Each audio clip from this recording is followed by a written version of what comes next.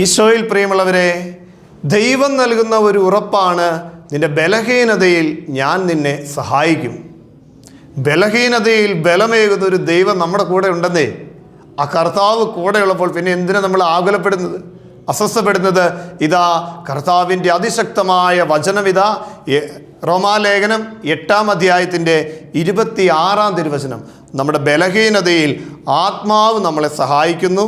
വേണ്ട വിധം പ്രാർത്ഥിക്കേണ്ടത് എങ്ങനെയെന്ന് നമുക്ക് അറിഞ്ഞുകൂടാ, എന്നാൽ അവാച്യമായ നെടുവീർപ്പുകളാൽ ആത്മാവ് തന്നെ നമുക്ക് വേണ്ടി മാധ്യസ്ഥം വഹിക്കുന്നു. പ്രിയമുള്ളവരെ, നമ്മുടെ ബലഹീനമായ ജീവിത അവസ്ഥയിൽ വിശുദ്ധ ജോൺ പോൾ രണ്ടാമൻ മാർപ്പാപ്പ നമ്മളെ ഓർമ്മപ്പെടുത്തുന്ന വളരെ മനോഹരമായ ഒരു ആത്മീയ ചിന്ത ഇതാണ്: പരിശുദ്ധാത്മാവേ വരണമേ, പരിശുദ്ധാത്മാവേ വരണമേ എന്ന് ആവർത്തിച്ച് പ്രാർത്ഥിക്കുമ്പോൾ പരിശുദ്ധാത്മാവിൻ്റെ കൃപ, അതല്ലേ വചനം ഓർമ്മപ്പെടുന്നത്, നിനക്കെൻ്റെ കൃപ മതി. നിന്റെ കുറവുകളിൽ, നിന്റെ വീഴ്ചകളിൽ, നിന്റെ ബലഹീനതയിൽ ശക്തിപ്പെടുത്തുന്ന ഒരു ദൈവമുണ്ട്. ആ ദൈവത്തിൻ്റെ ചൈതന്യമായ പരിശുദ്ധാത്മാവ് നമ്മളെ ബലപ്പെടുത്തും. നാം ഒന്ന് മാത്രം ചെയ്യണം: നമ്മുടെ ബലഹീനതയിൽ ബലമേകുന്ന ദൈവത്തിങ്കിലേക്ക് നാം ഒന്ന് നോക്കണം. നമ്മുടെ കുറവുകളിൽ, വീഴ്ചകളിൽ, പരാജയങ്ങളിൽ മറ്റിടങ്ങളിലേക്കല്ല നോക്കേണ്ടത്, മറിച്ച് ബലമേകുവാൻ, വിജയമേകുവാൻ, കരുത്തേകുവാൻ ശക്തിയുള്ള ദൈവത്തിങ്കിലേക്ക് നോക്കണം. ജീവിതത്തിലൊന്ന് പതറിപ്പോയപ്പോൾ സ്നേഹത്തോടെ ചേർത്ത് നിർത്തിയ തൻ്റെ ഗുരുവിനെ തള്ളിപ്പറഞ്ഞപ്പോൾ ഇതാ പത്രോസിനെ ഈശോ ഒന്ന് നോക്കുന്നുണ്ട്. ഈശോയിലേക്ക് പത്രോസും ഒരു വേള നോക്കുന്നു. അവരുടെ രണ്ടുപേരുടെ കണ്ണുകൾ ഉടക്കുന്ന ഒരു സമയമുണ്ട്.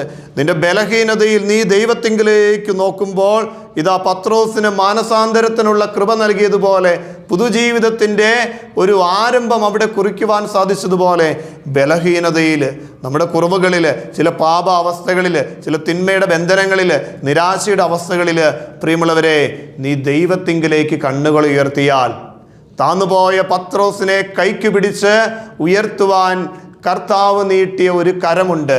പരിശുദ്ധാത്മാവിൻ്റെ ഈ അഭിഷേക കരം നമ്മുടെ ജീവിതത്തെ പുത്തൻ അഭിഷേകത്തിലേക്ക്, പുതുചൈതന്യത്തിലേക്ക് നയിക്കുമെന്നതിൽ യാതൊരു സംശയമില്ല. നിന്റെ ബലഹീനതയിൽ ദൈവം നിന്നെ സഹായിക്കും. പരിശുദ്ധാത്മാവ് നിൻ്റെ കൂടെയുണ്ട്. കരങ്ങൾ ഹൃദയത്തോട് ചേർക്കാം. നമ്മുടെ ഇന്നിൻ്റെ പ്രാർത്ഥനകളെ, നിയോഗങ്ങളെ ഒന്ന് മനസ്സിലോർക്കാം. നമ്മളോട് പ്രാർത്ഥന ചോദിച്ചവരെ പ്രത്യേകമായിട്ട് ദൈവസന്നിധിയിൽ സമർപ്പിക്കാം. ഒപ്പം കർത്താവേ, എൻ്റെ ബലഹീനതകളിൽ, എൻ്റെ വീഴ്ചകളിൽ, എൻ്റെ കുറവുകളിൽ എന്നെ സഹായിക്കണമേ, എന്നെ ശക്തിപ്പെടുത്തണമേ, പരിശുദ്ധാത്മാവ് എൻ്റെ കൂടെ ഉണ്ടാകണമേ എന്ന് പ്രാർത്ഥിച്ചുകൊണ്ട് ദിവികാരുണീശോയുടെ കൃപയൂറുന്ന ആശീർവാദം നമുക്ക് ഓരോരുത്തർക്കും സ്വീകരിക്കാം. പരിശുദ്ധ പരമദിവ്യ കാരുണ്യത്തിന് ആരാധനയും സ്തുതിയും പുകഴ്ചയും ഉണ്ടായിരിക്കട്ടെ.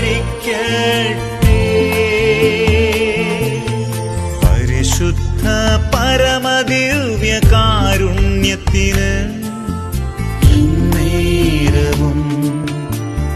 ആരാധനയും സ്തുതിയും പുകഴ്ചയും